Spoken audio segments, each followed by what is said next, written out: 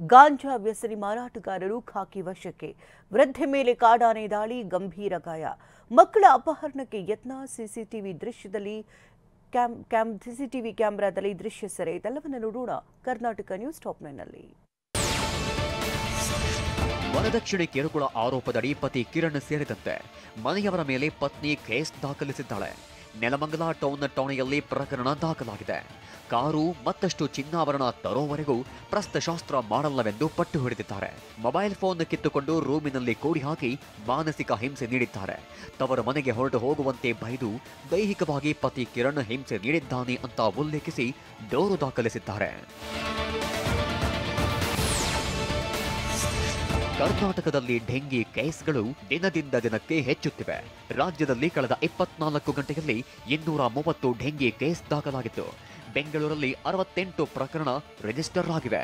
ಒಟ್ಟು ರಾಜ್ಯಾದ್ಯಂತ 19,543ಕ್ಕೆ ಡೆಂಗಿ ಪ್ರಕರಣಗಳ ಸಂಖ್ಯೆ ಏರಿಕೆಯಾಗಿದೆ. ರಾಜ್ಯದಲ್ಲಿ 2,316 ಡೆಂಗಿ ಪ್ರಕರಣಗಳು ಸಕ್ರಿಯವಾಗಿವೆ. ಗಾಂಜಾ ವ್ಯಸನಿಗಳು ಮಾರಾಟಗಾರರನ್ನ ಪೊಲೀಸರು ವಶಕ್ಕೆ ಪಡೆದಿದ್ದಾರೆ.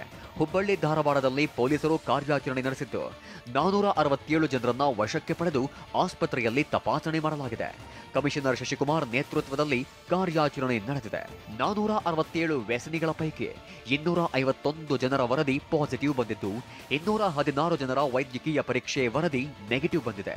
ವಶಕ್ಕೆ ಪಡೆದವರ ಪೈಕಿ 45 ಜನರ ವಿರುದ್ಧ ದೂರು ದಾಖಲಾಗಿದೆ. ಪಾಸಿಟಿವ್ ಬಂದ ವ್ಯಸನಿಗಳು ಪೋಷಕರಿಗೆ ಅರಿವು ಮೂಡಿಸಲಾಗಿದೆ. ಇನ್ನು ಡ್ರಗ್ ಪೆಡ್ಲರ್ಗಳನ್ನು ಅರೆಸ್ಟ್ ಮಾಡಲಾಗಿದೆ. ಪಿಎಸ್ಐ ಅನುಮಾನಾಸ್ಪದ ಸಾವು, ಸಿಐಡಿಗೆ ವರ್ಗಾವಣೆ. ಸಿಎಂ ಗೃಹ ಸಚಿವರ ಜೊತೆ ಚೆನ್ನಾರೆಡ್ಡಿ ಚರ್ಚೆ. ಶಾಸಕ ಆತನ ಮಗನ ಬಂಧನಕ್ಕೆ ಆಗ್ರಹ. ಮನೆ ಕಾಂಪೌಂಡ್ನಲ್ಲಿದ್ದಂತಹ ಸಿಲಿಂಡರ್ ಕಳ್ಳತನ, ಮೃತದೇಹವೇ ನಾಪತ್ತೆ. ಕಿಮ್ಸ್ ಆಸ್ಪತ್ರೆಯಲ್ಲಿ ವಿಚಿತ್ರ ಘಟನೆ. ಕಾರಿಗೆ ಹಿಂಬದಿಯಿಂದ ಬೈಕ್ ಡಿಕ್ಕಿ, ಸವಾರ ಸಾವು. ಮೆಟ್ರೋದಲ್ಲಿ ದೇವೇಗೌಡರ ಪ್ರಯಾಣ. ಇದೆಲ್ಲವನ್ನ ನೋಡೋಣ ಸಮಗ್ರ ನ್ಯೂಸ್ ಟಾಪ್ 9ನಲ್ಲಿ. ಶಾಸಕರಿಗೆ ನೀಡೋದಕ್ಕೆ ಪಿಎಸ್ಐ ಪರಶುರಾಮ ಹಣ ಹೊಂದಿಸ್ತಾ ಇದ್ದ ಅಂತ ಮೃತ ಪಿಎಸ್ಐ ಸ್ನೇಹಿತ ಯರಿಸ್ವಾಮಿ ಹೇಳಿದ್ದಾರೆ. ಕೊಪ್ಪಳದ ಸೋಮನಾಳದಲ್ಲಿ ಪ್ರತಿಕ್ರಿಯಿಸಿದ ಯರಿಸ್ವಾಮಿ, ಹಣ ಹೊಂದಿಸುವುದಕ್ಕೆ ಪರಶುರಾಮ ಪತ್ನಿಯ ಚಿನ್ನಾಭರಣ ಅಡ ಇಟ್ಟಿದ್ದ. ಬ್ಯಾಂಕ್ನಿಂದ ಪರ್ಸನಲ್ ಲೋನ್ ಕೂಡ ತೆಗೆದುಕೊಂಡಿದ್ದ. ಆದರೆ ಶಾಸಕರು ಕೇಳಿದಷ್ಟು ಕೊಡೋದಕ್ಕೆ ಆಗಲ್ಲ ಅಂತ ಹೇಳಿದ್ದ. ವರ್ಗಾವಣೆಯಾದ ದಿನವೂ ಕರೆ ಮಾಡಿ ತನ್ನ ನೋವನ್ನ ತೋಡಿಕೊಂಡಿದ್ದ. ಪಿಎಸ್ಐ ಪರಶುರಾಮ ನನ್ನ ಜೊತೆ ಮಾತನಾಡಿರುವ ಆಡಿಯೋಗಳಿವೆ. ಸೂಕ್ತ ಸಮಯದಲ್ಲಿ ಆಡಿಯೋ ಬಿಡುಗಡೆ ಮಾಡ್ತೇನೆ ಅಂತ ಹೇಳಿದ್ದಾರೆ. ಹೆಣ್ಮಕ್ಳು ಮನೆಗೆ ಹೋಗ್ತಾ ಇದ್ದಾರೆ, ಗೋಲ್ಡ್ ಬಿಡ್ಸ್ ಕಳಿಸ್ತಾ ಇದ್ದೀವಿ. ಮನೆಗೆ ಹೋದ್ರೆ ಅಲ್ಲಿ ಮನೆಗೆ ನೀರತ್ರ ಗೋಲ್ಡ್ ಬಿಡ್ಸ್ ಕಳಿಸಿದ್ದಾರೆ.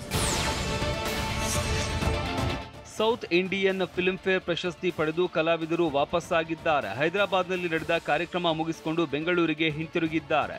ಅತ್ಯುತ್ತಮ ಹೊಸ ನಟಿ ಅಮೃತ ಪ್ರೇಮ್, ನಟ ಶಶಿರ್ ಬೈಕಾಡಿ, ಅತ್ಯುತ್ತಮ ಪೋಷಕ ನಟಿ ಸುಧಾ ಬೆಳವಾಡಿ ಆಗಮಿಸಿದ್ದಾರೆ. ಪ್ರಶಸ್ತಿ ಬಂದಿದ್ದಕ್ಕೆ ಕನ್ನಡ ಪ್ರೇಕ್ಷಕರಿಗೆ ಚಿತ್ರತಂಡ ಧನ್ಯವಾದ ತಿಳಿಸಿದೆ.